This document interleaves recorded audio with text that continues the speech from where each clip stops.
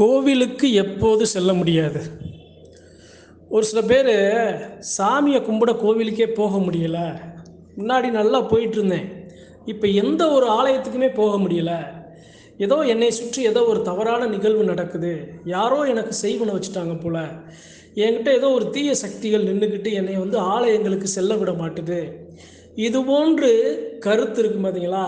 அவங்களுக்காக நான் அறிஞ்சது அன்பர்கள்ட்ட பகிர்ந்து கொள்ள ஆசைப்பட்றேன். கோவிலுக்கு எப்போ செல்ல முடியாது அப்படின்னா, உடல் சுத்தம் இருக்குது பாருங்கள், உடல் சுத்தம் இல்லாமல் இருந்தால் கூட கோவிலுக்கு போயிடுவோம். ஆனால் உள்ளம் சுத்தமாக இல்லை அப்படின்னா கோவிலுக்கு போகவே முடியாது.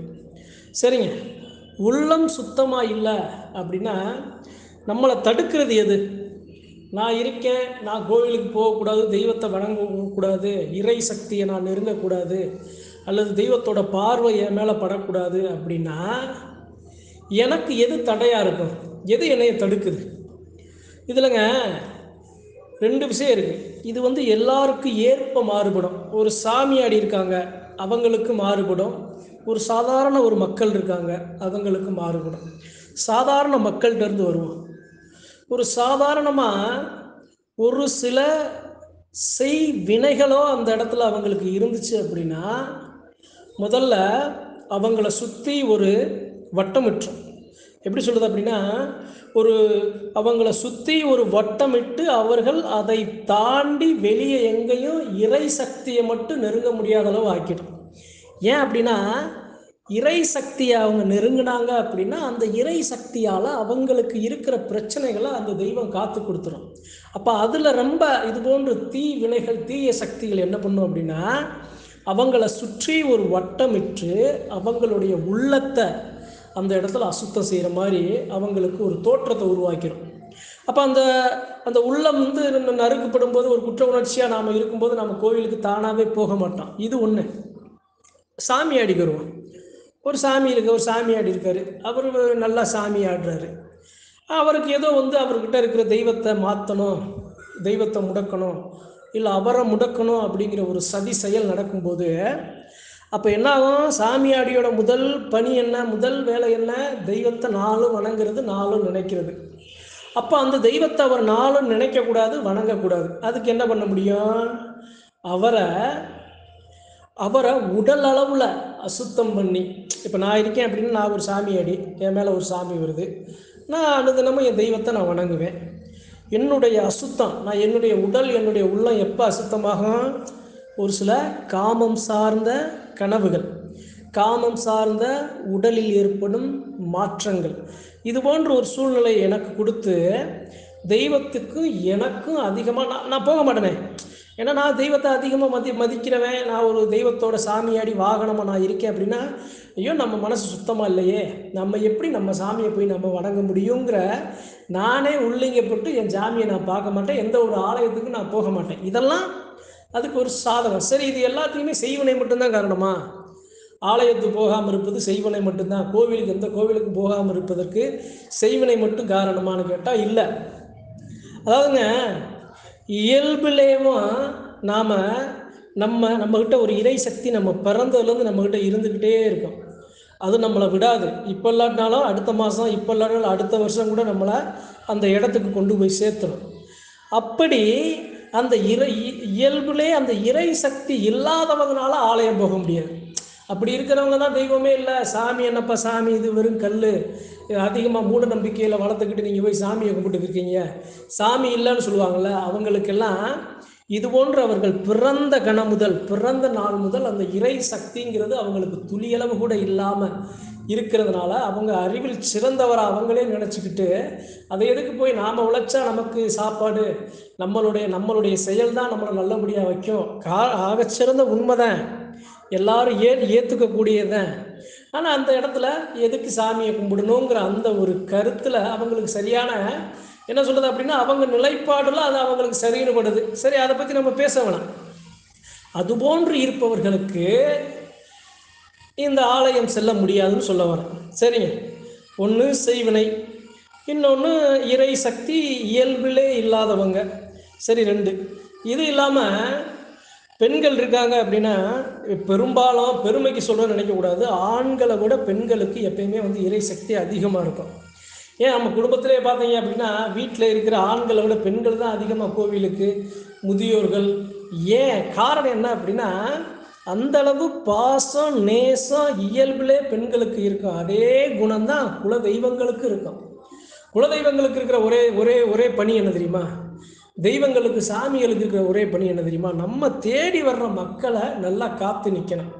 அவங்களுக்கு உடலளவு சரி பண்ணலாட்டினாலும் மனதளவு நல்லா சரி பண்ணி ஒரு நிம்மதியான ஒரு வாழ்க்கையை கொடுக்கணுங்கிறது தான் தெய்வத்தோட முதற் சிறந்த நோக்கமாக இருக்கும். அப்போ அதுபோன்று அந்த தெய்வத்தை எப்படி சொல்கிறது அப்படின்னா, அந்த பெண்கள் அந்த குணம் அவங்களுக்கு பெண்களுக்கு இயல்பிலே அதிகமாக இருக்கும். அப்போ அந்த பெண்களுமே வந்து ஏன் கோவிலுக்கு ஆலயங்களுக்கு போக மாட்டாங்கன்னா, அது 2 விஷயம். அந்த இது போன்று அவங்க தள்ளி இருக்க வேண்டிய காலங்களில் வாரத்துக்கு மாதத்துக்கு அது அது அது ஏற்கத்தக்கது தான். அந்த ஆதிபரா சக்தியும் இந்த உலகத்தை பிறப்பித்த அந்த சிவனோட சரிபாதியாக இருக்கும் ஆதிபரா சக்தியுமே ஒரு பெண் தான்.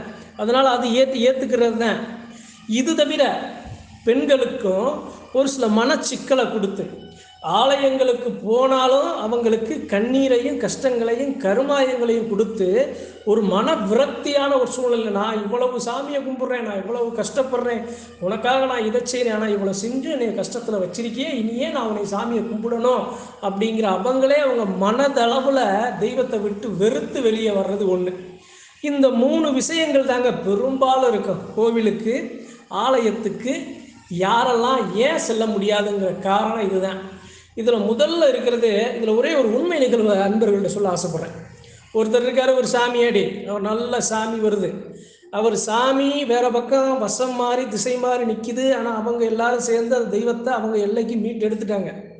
அப்போ அந்த இடத்துல அந்த அந்த தெய்வத்தால் ஆசை, அந்த தெய்வத்தால் அனுபவிச்சவங்க, அந்த தெய்வத்தை வச்சு, அதாவது என்ன சொல்கிறது அப்படின்னா, நல்லதுக்கும் கெட்டதுக்கும் அவங்க அந்த தெய்வ சக்தியை பயன்படுத்தினவங்க என்ன பண்ணுறாங்க, இழந்ததை அவங்க மீட்கணும்ல. அவங்களுக்கு உரிமை இல்லாததாக இருந்தாலும் நம்மளை விட்டு ஒன்று போயிடுச்சு, ஏன் போச்சு, எதுக்கு போச்சுன்னு காரணத்தை கண்டுபிடிச்சி அதுக்கு காரணமானவங்களை யார், அவங்கள நிலைகுலைய செய்வோம். அவங்ககிட்ட இந்த சாமி, நம்மகிட்ட பேசின சாமி அவங்ககிட்ட பேச விடாமல் செய்வோம் அப்படின்னு அவங்களுக்கு ஒரு சில சித்து விளையாட்டுகள்லாம் செஞ்சு அவங்களுக்கு நிறைய கஷ்டங்களையும் உடல் ரீதியாக, கனவு ரீதியாக, ஏவல், பில்லி, சூனியம், செய்வினை, இது போன்ற செயல்பாடுகள் எல்லாம் அவங்களுக்கு போய்கிட்டே இருக்கு. அப்போ அவர் என்ன பண்ணுறாரு, அந்த பிரச்சனைகள் வர வர தன்னுடைய குலதெய்வத்தை விட்டு தான் மேலே வந்த சாமியை விட்டு ரொம்ப தூரமாக அப்படியே தள்ளி போய்கிட்டே இருக்கார். ஒரு காலகட்டம் வரும்போது அவருக்கே தெரியல, நான் ஏன் ஒரு சாமியாடியாக இருந்துட்டு நான் ஏன் இப்படி சாமியே நான் கும்பிடலாம், என் மேலே எப்படி சாமி பேசும் அப்படின்னு அவர் என்ன பண்ணுறாரு, குலதெய்வத்தை நினச்சி மற்ற தெய்வங்களை நினச்சி விரதம் மேற்கொள்கிறார். அவருடைய மனசை, அவருடைய உடலை கட்டுப்படுத்தி ஒருநிலைப்படுத்தி விரதங்கள் கடைப்பிடிக்கும் போது அவர்கள் செய்த அந்த தீவினைகள் அவரை சேராமல் நிற்கிது. அப்போ மறுபடியும் அவருடைய தெய்வத்திட்ட நெருங்கி போக போக தான் காட்டுற பாசம் அவர் அந்த தெய்வத்தை விட்டு பழையபடி அவங்கள விட்டு விலகி போகாமல் அவங்களையே தக்க வச்சுக்கிறது. இதை நான் எதுக்கு சொல்கிறேன் அப்படின்னா, கொண்ட அணைச்சவனுக்கு தாங்க குழந்தையும் தெய்வமும். நான் இருக்கேன் அப்படின்னா நான் கொண்டு அணைக்கணும். என் சாமி இருக்குன்னு நான் பாட்டுக்கு ஏதோ ஒரு இடத்துல நான் இருக்கக்கூடாது. தெய்வத்துக்கு தேவையானது என்ன, தெய்வத்துக்கு தேவையானது வழிபாடு சரியாக கொடுக்குறேன்னா, தெய்வத்துக்கு தேவையான ஆயுதங்கள் சரியாக கொடுக்குறேன்னா, தெய்வத்துக்கு தேவையான அபிஷேகங்கள் குலதெய்வ எல்லையில் எல்லாம் சரியாக இருக்கா, நான் பார்த்துக்கிட்டே இருக்கேன், நான் கொண்டு அணைச்சிக்கிட்டே வரணும். அப்படி நான் கொண்டு அணைக்கலை அப்படின்னா சாமி என்னை விட்டு போயிடும். ஒரு குழந்தை இருக்குது, ஒரு குழந்தைய எவ்வளோ பாசம் காட்டணும், அதை பாதுகாப்பாக நான் பார்த்துக்கணும். அந்தளவு தான் குழந்தை என்கிட்ட இருக்கும், என்கிட்ட நெருங்கி வரும். அப்படி அந்த குழந்தைக்கு நான் எதுவுமே செய்யாமல் இருந்தேன்னா இது யாருன்னே எனக்கு தெரியாதுன்ட்டு போயிடும். அதே நிலைமை தான் குலதெய்வத்துக்கும். ஆனால் குலதெய்வம் பொறுத்து பார்க்கும். ஒரு தலைமுறை பார்க்கும், 2 தலைமுறை பார்க்கும், 3 தலைமுறை பார்த்துட்டு 4வது தலைமுறையாக தான் பிள்ளைகளை விட்டு விலகும். ஏன், அந்த சக்தியே அங்கே வலுவிழக்கப்படுகிற அந்த ஒரு நிலைக்கு தள்ளப்படும் போது. அதனால் இந்த பதிவின் மூலியமாக கோவிலுக்கு எப்போது செல்ல முடியாது அப்படின்னா, நான் அறிஞ்சது தான் அன்பர்களை பகிர்ந்து கொள்ள ஆசைப்படுறேன். இது எல்லாத்துலையும் ஏதாவது ஒரு வகையில் யாராவது இந்த இதுக்கு பாதிப்பு உள்ளாக இருந்தீங்க அப்படின்னா ஒரே ஒரு விஷயந்தான் பண்ணணும். உள்ளத்தையும் உடலையும் கட்டுப்படுத்தி, எப்படி ஒரு போதையில் சிக்கி ஒரு குடி ஒரு ஒரு மா ஒரு ஒரு மாதுல சிக்கி தன்னை நாமளே இழந்து நிற்போமோ, அது மாதிரி தான் இது தெய்வ சக்தியை விட்டு ரொம்ப தூரமாக நிற்போம். அதுலேருந்து மறுபடியும் திரும்பி வர்றது ரொம்ப சிரமம். ஆனால் அந்த நிலையிலையும் நாம் நம்மளை மனசையும் உடலையும் ஒருநிலைப்படுத்தி ஒரு சில விரதங்களை வீட்டில் இருந்தே இருக்கிற இடத்துல ஆலயத்துக்கே போகாமல் இருக்கிற இடத்துலையே ஒரு 7 நாள் 14 நாள் 21 நாள் 48 நாளுங்கிற ஒரு சில விரதங்களை நாம் பிடிச்சி நாம் நமக்குள்ளேயே ஒரு கட்டுப்பாட்டை உருவாக்கிட்டோம் அப்படின்னா பழையபடி நாம் ஆலயங்களுக்கு போகும் நம்ம அழகான அந்த ஆற்றலை பெறுவோம், குலதெய்வத்தோட பார்வையை பெறுவோம். அப்படி பெறும்போது நம்மை சுற்றி இருக்கும் அனைத்து தீய சக்திகளும் கஷ்டங்களும் கருமாயங்களும் கண்ணீர்களும் நம்மை விட்டு விலகும். அதுக்கு காரணம் நாம தான். ஆள்போல் ஊன்றி அருகுபோல் வளர்வது என்ன? நம்மளுடைய சிந்தனையோ நம்மளுடைய செயல்பாடும். அதை ஆள்போல் ஊன்ற செய்யணும், அருகுபோல் வளர செய்யணும். அது வளரலை அப்படின்னா அது அதனுடைய உயிர் பறி போயிடும். அந்த நிலைமைக்கு யாரும் தள்ளப்படக்கூடாது. அந்த ஆள்போல் அருகுபோல் ஊன்றின்னு சொல்கிறேன்ல, ஆள்போல் ஊன்றி அந்த இடத்துல அதை வளர்த்தெடுப்பது என்ன? நாம கொண்ட இறை சக்தி, இயல்பிலே நமக்குள் இருக்கிற இறை சக்தி தான் நம்மளை ஊன்றச் செய்யும். அதே சமயம் ஓங்கி நின்று வளரச் செய்யுங்கிறதுக்காக இன்றைய பதிவு. நன்றி, வணக்கம். மற்றும் ஒரு பதிவில் சந்திப்போம்.